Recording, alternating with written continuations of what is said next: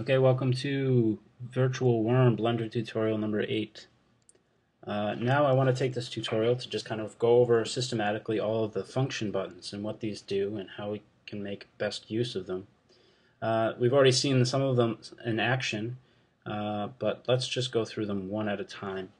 So the transparent and opaque buttons do what they probably sound like they do. That makes the selected objects transparent or opaque. And we can actually adjust the level of transparency with this little slider value selection. This value goes from 0 to 1, and the default setting for everything is 0.95, which is a nice level of transparency. So let's select some objects that maybe we want to see to greater or less transparency. I'm going to look at the intestine, so let's press Alt and then right click, and we can pull up one of the intestinal cells into 2V. Once we have that selected, we can press Shift G, objects in same group, intestine,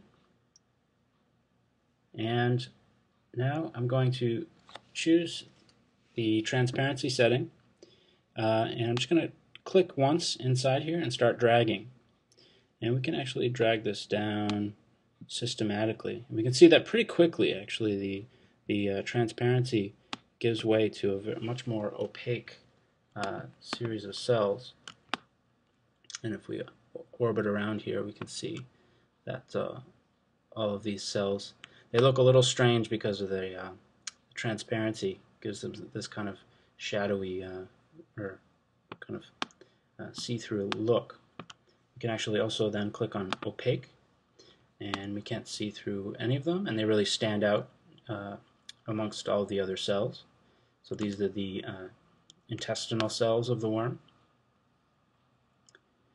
And let's set them back to transparent. And again, since the transparency is set at 0.44, they look pretty opaque.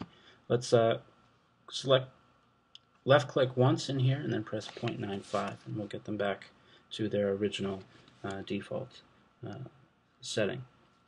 Let's say that now, instead of just dealing with transparency or opacity, we actually want to hide or toggle the visibility of these intestinal cells. We can actually click on hide, and you see that all of the intestinal cells now disappear. We can actually click visible again once they've been selected. The only tricky part here is that once an object's been hidden, and if you deselect or select all and deselect, you can't choose it from the option. It's disappeared. So the way that we handle this, there's a quick shortcut. If we press Alt+H, this will actually unhide everything in the scene. Another easy way to actually hide something is if you select it and then just press the H key. It's a shortcut. But of course you can also hit the hide button. But if at any point you think if something's hidden and it shouldn't be, or you don't want it mean it to be, you can press Alt+H, and that should bring everything that was once hidden back into view. Okay.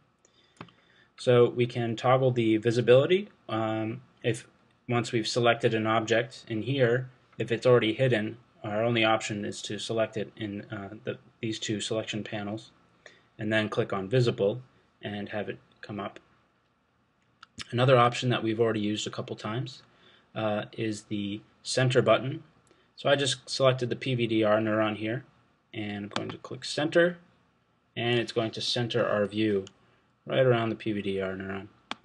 And I'm going to make it opaque so we can see this nice branched mechanosensory neuron throughout the body of the worm.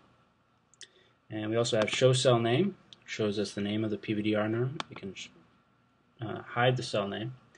Okay, that's it for this tutorial. When we get back, I'm going to talk about turning colors on and off, and how we can use that most effectively with the transparency to really get a good visualization on a lot of the different cells and tissues.